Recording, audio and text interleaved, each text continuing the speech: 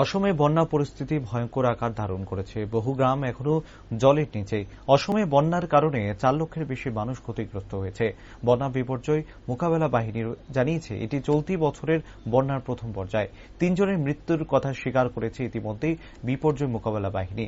বিপর্যয় মোকাবেলা বাহিনীর রিপোর্ট অনুযায়ী এখনো পর্যন্ত আসামে বন্যায় ক্ষতিগ্রস্ত হয়েছে বক্সা, বারপেটা, ডারলাং, ধুবড়ী, গোয়ালপাড়া, কামরূপ, লখিমপুর, নলবাড়ী ও উড়ালগুড়ি জেলা। এই জেলাগুলোতে 4,07,700 জন বন্যা কবলিত। আধিকারিকরা জানিয়েছে রবিবার কিছু কিছু এলাকায় জলের স্তর নামতে শুরু করেছে। প্রশাসনের তরফে 101টি ত্রাণ শিবির খোলা হয়েছে। বন্যা বিধ্বস্ত এলাকা থেকে উদ্ধার করে নিরাপদ স্থানে নিয়ে যাওয়া হয়েছে অন্তত 81,352 জনকে।